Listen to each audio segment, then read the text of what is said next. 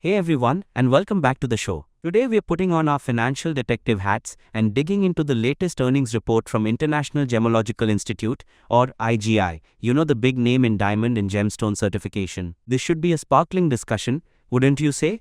Absolutely. IGI is a major player in the gems and jewelry industry with a global footprint.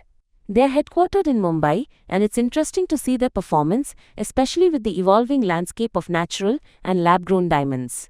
They've got a lot of labs and schools internationally, so their consolidated numbers will be key to understanding their overall health. Right. So it looks like we have their unaudited standalone and consolidated financial results for the quarter ended March 31st, 2025. The board meeting to approve these was held on April 21st, 2025. Let's start with the headline figures. What are the key numbers jumping out at you from both the consolidated and standalone reports? Okay, let's dive right in. Looking at the consolidated numbers first, for the quarter ended March 31st, 2025, their revenue from operations stood at 304.8 crore rupees. That's a solid 10% increase compared to the 278 crore rupees they reported in the same quarter last year. That's year over year or YoY. Now, when we look at their profit after tax or PAT, they've reported 140.7 crore rupees, which is a 12% jump from the 126.1 crore rupees in the corresponding quarter last year. So both top line and bottom line are showing healthy growth at the consolidated level. That sounds promising for the overall group. What about the standalone performance? How does that compare? Good question. On a standalone basis, the revenue from operations for the quarter ended March 31st, 2025 was 234.201 crore rupees. Comparing that to the 208.745 crore rupees in the same quarter last year, we see a roughly 12.19% increase. The standalone profit after tax is 139.143 crore rupees, up by about 10.87% from the 125.496 crore rupees reported last year.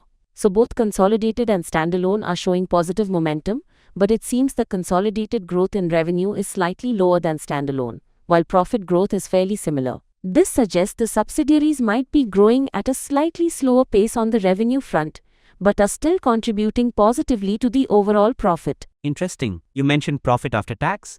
What about EBITDA or earnings before interest, taxes, depreciation, and amortization? That's often a key indicator of operational profitability. Absolutely. The consolidated report explicitly mentions EBITDA. For the quarter ended March 31st, 2025, their consolidated EBITDA was 195.7 crore rupees. That's a significant 13% increase compared to the 173.4 crore rupees in the same quarter last year.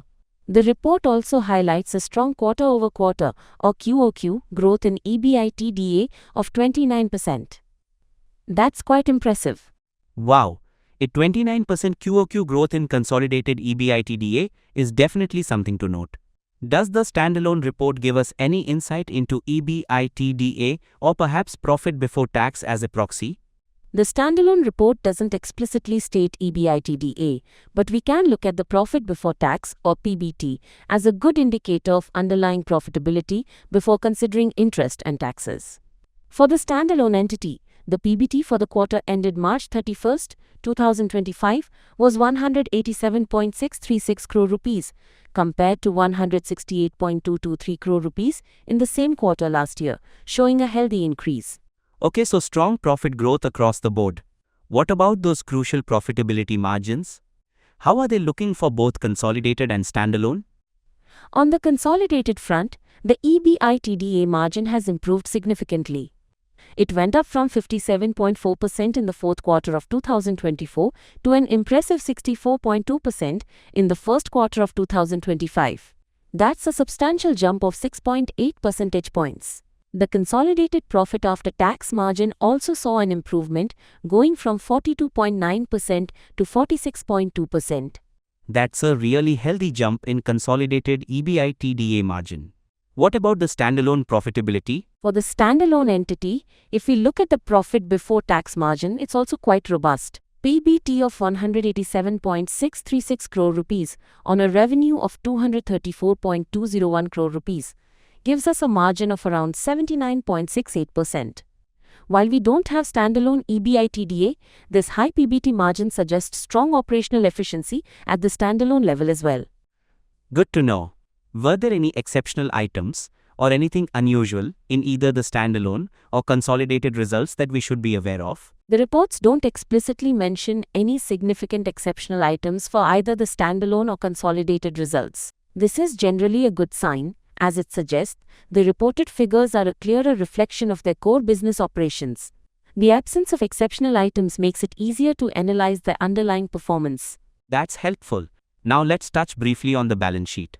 The reports we have don't seem to provide a full balance sheet for either standalone or consolidated. However, is there anything in the notes or other sections that gives us any high-level insights? You're right. We don't have a detailed balance sheet here. The notes primarily focus on the income statement and some utilization of IPO proceeds. There isn't enough information to delve into aspects like total debt or equity changes in a meaningful way for either the standalone or consolidated entities based on this report alone. Okay, fair enough, given the limited balance sheet data. What about cash flow? Again, we don't have a full statement, but is there any mention of cash flow highlights or perhaps dividends? Similar to the balance sheet, there's no detailed cash flow statement provided in these unaudited results. The report does mention the utilization of net proceeds from their initial public offering or IPO, indicating some cash movement related to that. Specifically, they've used 1,300 crore rupees towards the purchase consideration for acquiring IGI Belgium Group and IGI Netherlands Group, and 70 crore.46 lakh rupees for general corporate purposes.